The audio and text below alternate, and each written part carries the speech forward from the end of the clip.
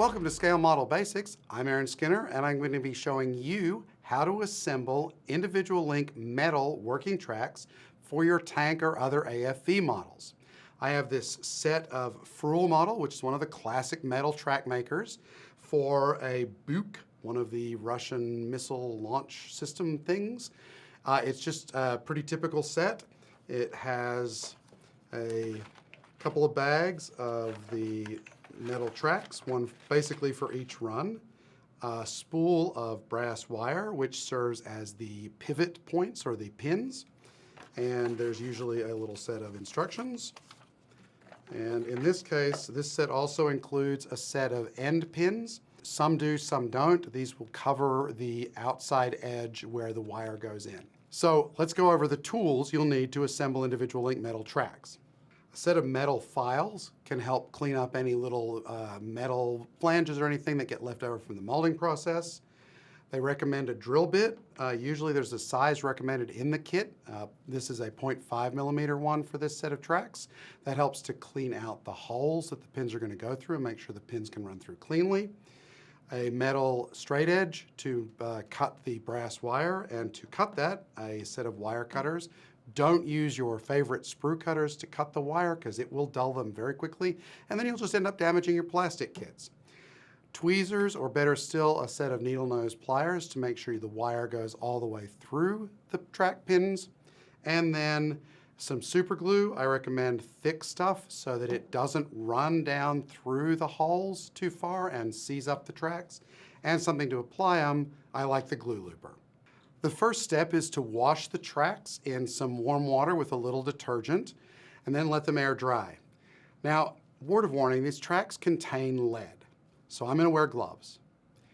It's not absolute that you have to, but if you do handle food immediately afterwards, wash your hands just so you're not absorbing any more lead than you need to or giving it to your kids.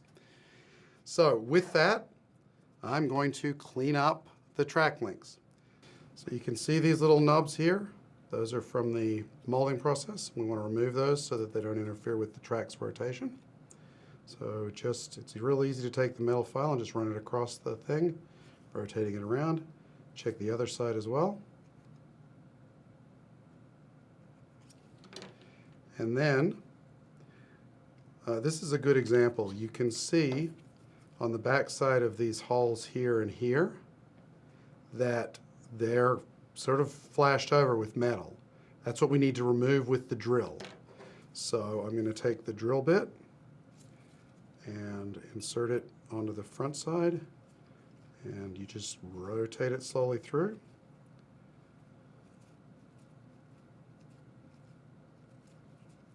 And like I said, you don't want to go all the way through this end. You want to leave that over. Make sure you clear the other side also. This one you can go all the way through because this one, the wire will travel all the way through. And you just want to do that with one track link after another. After a bit of work, I have a few links prepped and ready to be joined. Next, the brass wire that serves as the pins between the links. Now it comes all rolled up in the box, so it's very curvy as you can see. Some people, as a result of that, replace it with brass rod, which comes in long straight lengths from the hobby store. I actually prefer the curves because I think the friction from the curves helps to hold those links together while the glue is setting. So I'm going to go ahead and cut it. The recommended length is 12 millimeters. So I have my straight edge here, and I'm going to go ahead and cut brass wire and collect it into a plate. And this again is just more of the same sort of tediousness. You can actually cut these a little bit longer because you can trim the ends down once they're in place. With the wire cut and the tracks cleaned up, it's time for the main event. Let's start joining some links. So first take a couple of links, just push them together, and you should feel them sort of click together. Then take a brass wire into your needle nose pliers, and then find the open end, like so. And then you can just push the wire into there. You just keep pushing until you feel resistance, because that is the end of the other end of the wire pushing into the soft metal on this end. And so then you should have two tracks that are joined together and don't come apart. I could glue this at this point, but because I'm going to be handling it, I don't want glue that might still be a little wet on the links. So I'm just going to go ahead and start assembling this run.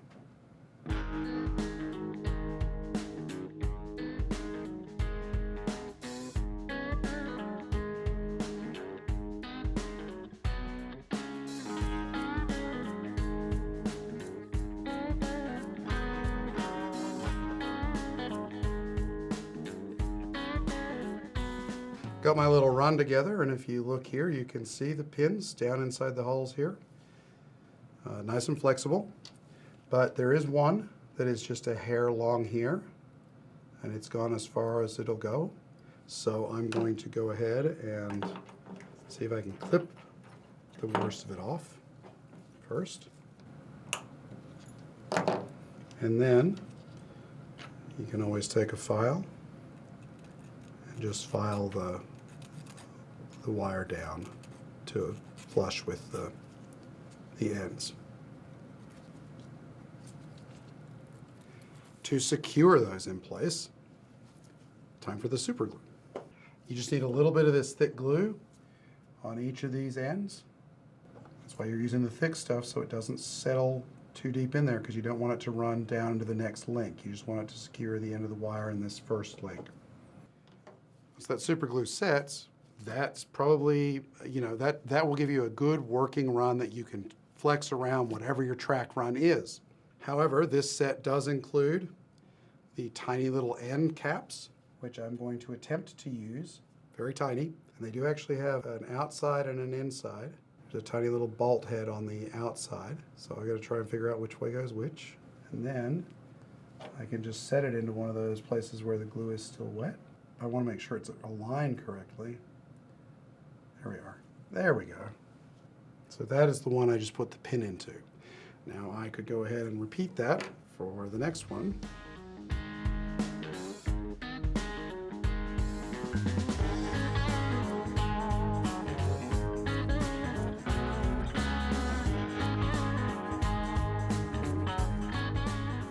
And that's two. That's my method for assembling full model metal individual link tracks. It's not particularly complicated. It takes a slightly different skill set than the plastic ones, different kind of prep, maybe a couple different tools, but nothing that's difficult. It is time consuming and tedious, like all tracks can be, but the results are well worth it because they give you the kind of sag that only metal can give, because nothing's really like metal but metal. These are really satisfying once they're together, because you can kind of flex them and they just stick together and they move like tracks do. It's kind of like jewelry or a chain or something. Just kind of fun. Thanks for watching. We'll see you next time.